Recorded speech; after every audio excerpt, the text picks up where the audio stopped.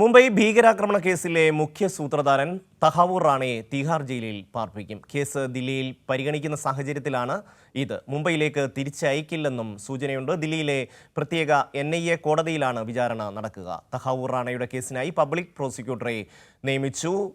റഷീദ് ചേരുന്നു. അബ്ദുൾ റഷീദ്, എന്തൊക്കെയാണ് വിശദാംശങ്ങൾ? ഇയാളെ ദില്ലിയിൽ എത്തിച്ചോ?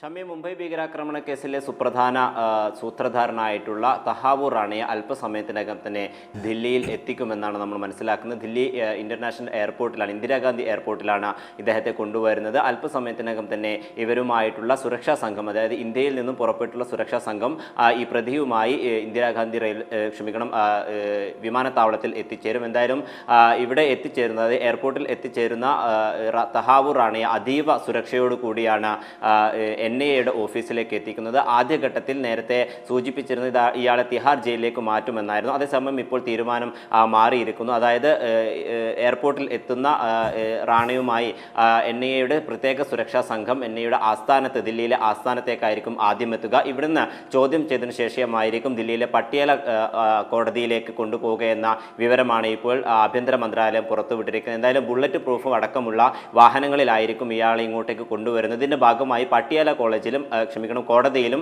അതോടൊപ്പം NIA ദില്ലിയിലെ ആസ്ഥാനത്ത് വിവിധ മേഖലകളിലും ഇതുമായി ബന്ധപ്പെട്ട സുരക്ഷയും വർദ്ധിപ്പിച്ചിട്ടുണ്ട്. അതേസമയം ഈ NIA കേസുകളൊക്കെ തന്നെയും ബാധിക്കുന്നതിന് ആവശ്യമായിട്ടുള്ള പബ്ലിക് പ്രോസിക്യൂട്ടറെയും കേന്ദ്ര സർക്കാർ നിയമിച്ചിട്ടുണ്ട്. മുതിർന്ന അഭിഭാഷകനായിട്ടുള്ള നരേൻ മന്നയാണ് ഇപ്പോൾ പബ്ലിക് പ്രോസിക്യൂട്ടറായിട്ട് കേന്ദ്ര സർക്കാർ നിയമിച്ചിട്ടുള്ളത്. എന്തായാലും 3 വർഷത്തേക്കാണ് ഇയാളുടെ നിയമനം. ഇതുമായി ബന്ധപ്പെട്ട പ്രത്യേക കോടതികളിലും അതോടൊപ്പം വിചാരണ കോടതികളിലും ഈ നരേൻ മന്നായിരിക്കും വാദിക്കുക എന്നും കേന്ദ്ര സർക്കാർ വ്യക്തമാക്കിയിട്ടുണ്ട്. എന്തായാലും അല്പസമയത്തിനകം തന്നെ തഹാവൂർ റാണയുമായിട്ടുള്ള ഇന്ത്യൻ സംഘം ദില്ലിയിൽ എത്തിച്ചേരും. ഷമി, അബ്ദുൾ റഷീദാണ് വിശദാംശങ്ങൾ നൽകിയത്.